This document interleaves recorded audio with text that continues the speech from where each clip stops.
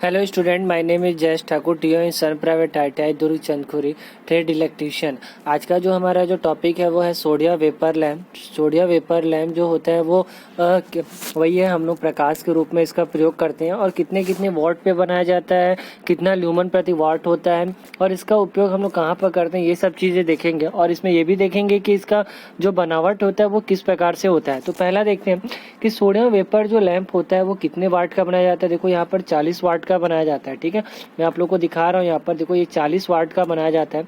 40 वाट का, 50 वाट का, 85 वाट का और 140 वाट का यहाँ पर ये बनाया जाता है।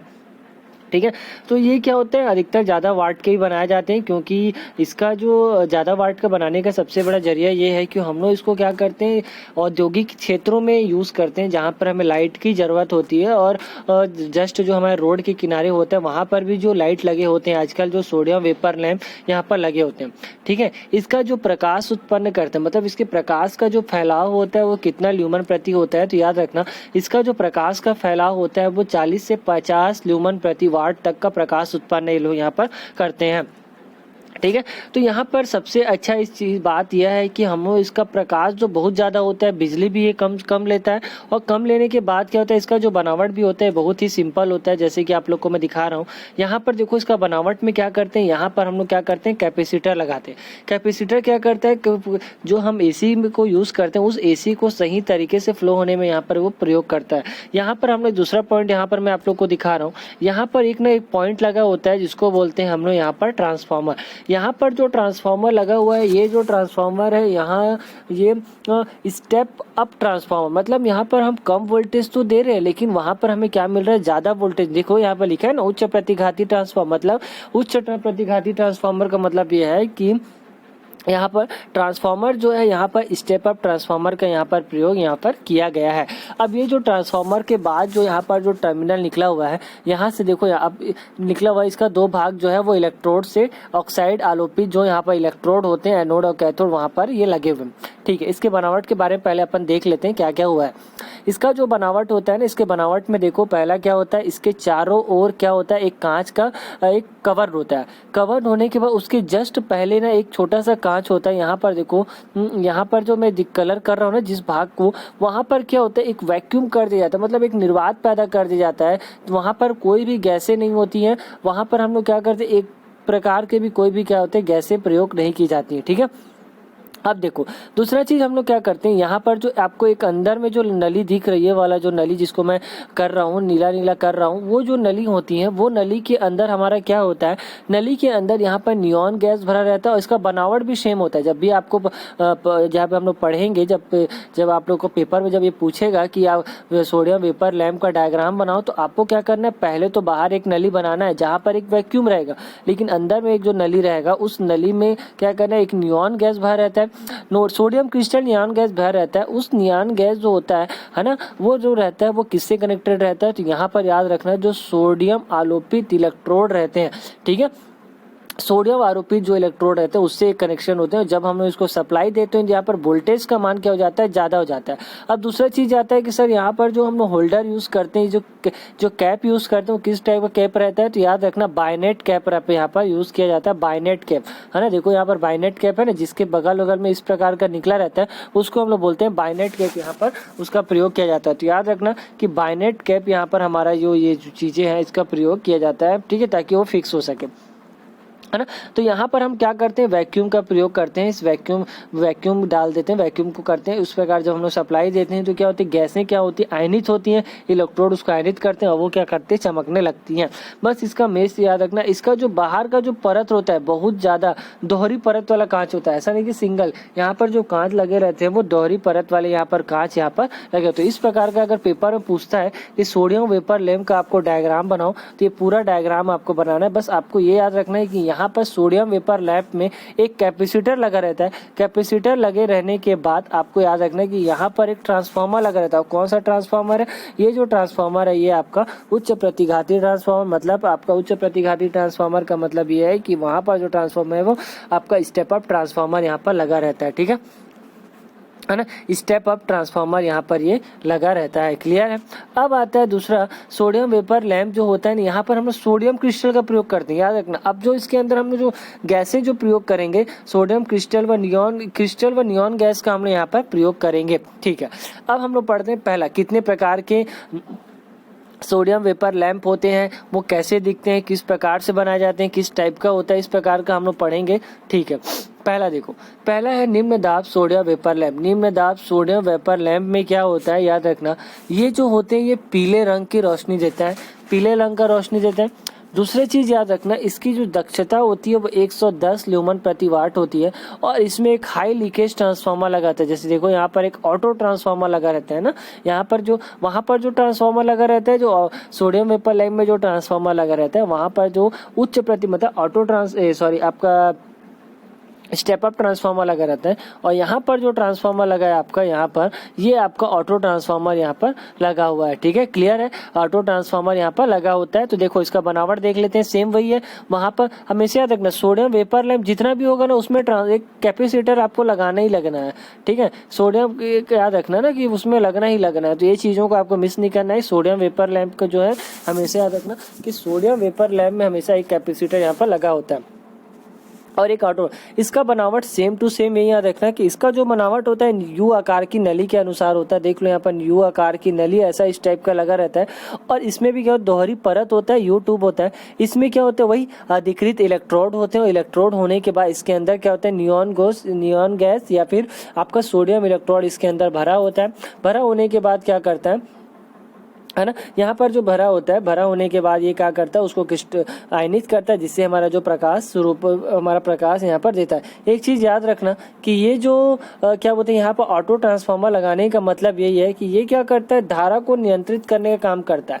ठीक है, ऐसा नहीं कि आपको ज्यादा धारा देना है कम, यहाँ पर अगर ज्यादा धारा हो जाए तो ये क्या करता है, उसको धारा को नियंत्रित करने का काम जो यहाँ पर हमारा ऑटो ट्रांसफार्मर लगा हुआ है, जो आप देख रहे हो, जो इस टाइप के शेप में बना हुआ है, दिख रहा है ना, इस टाइप के जो शेप में बना हुआ है, इस टाइप का, ये देखो यहाँ पर मैं बना के बता देता हूँ। इस टाइप का जो शेप में बना हुआ है ना, जो कनेक्शन है पूरा, जो लाइट से इस प्रकार का जो कनेक्शन है, वही हमारा क्या है, आपका ऑटो ट्रांसफार्मर का भाग है, जो धारा को कंट्रोल करने का काम करता है। ठीक है, तो इस प्रकार का इसका साइंस है, आप लोग देख लेंगे कि किस प्रकार से एक काम को करना है ना, कर सकते हैं आप लोग यहाँ पर। ठीक है, दूसरा पॉइंट आता है, पहले तो एक सिंपल हो गया, दूसरा हो गया उच्च दाब सोडियम वेपर।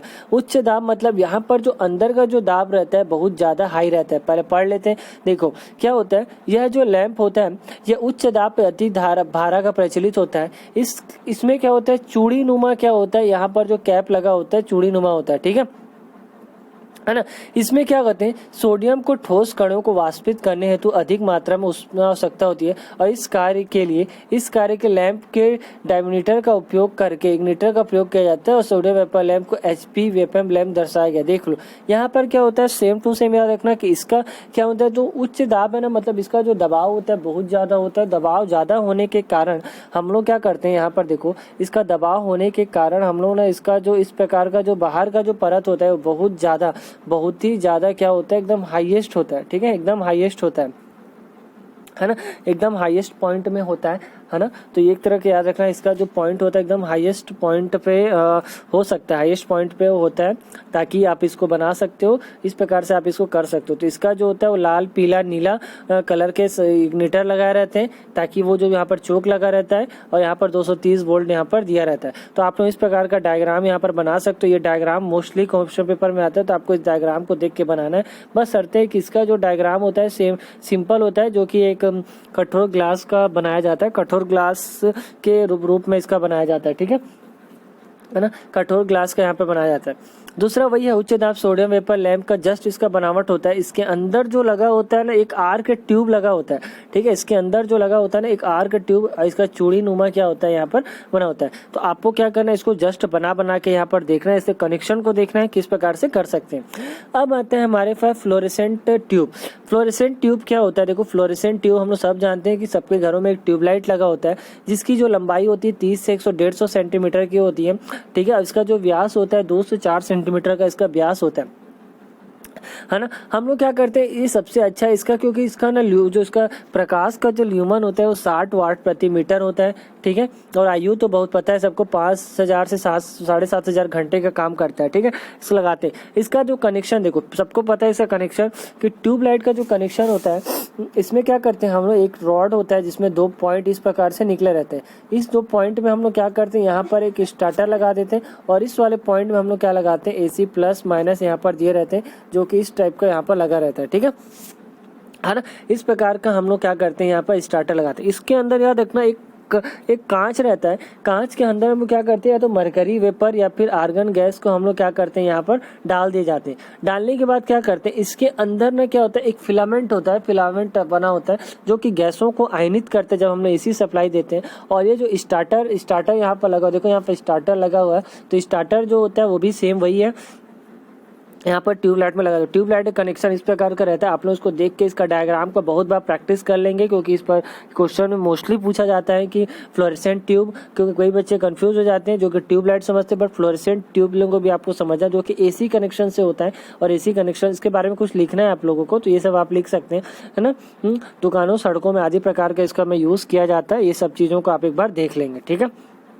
दूसरा, अब क्या करते हैं, DC में इसे कनेक्शन करना है, तो DC में कनेक्शन करने के लिए इसमें क्या लगाना रहता है, एक प्रतिरोध लगाया जाता है। बाकी जो कनेक्शन होता है सेम टू सेम वही होता है, बस एक पुश बटन यहाँ पर हम लगा देते हैं। जैसे वहाँ पर एक स्टार्टर लगाते हैं, यहाँ पर एक पुश बटन लगा देते हैं, ठीक है। पुश बटन देखो, यहाँ पर एक पुश बटन लगा देता है। DC में कनेक्शन का मतलब क्या है, बस एक चीज़ याद है, डायग्राम बनाते समय आप ये याद रखना कि जहाँ पर आप चौक बना रहे हो, जैसे आप यहाँ पर देखो, कंपेयर करो, यहाँ पर एक चौक है, ठीक है, यहाँ पर एक चौक है ना, चौक है, तो यहाँ पर आप क्या करोगे, पुश बटन लगाओगे, ठीक है। पुश बटन यहाँ पर आप लगाओगे, क्योंकि पुश बटन लगाने का जो यहाँ पर रीज़न देखो, यहाँ पर क्या है, पुश बटन आप यहाँ पर लगाओगे। और यहाँ पर एक चीज़ याद रखना कि मैं जो इस वाले कलर से जो दर्शा रहा हूँ, यहाँ पर आप एक रेजिस्टेंस का प्रयोग करोगे, ठीक है ना।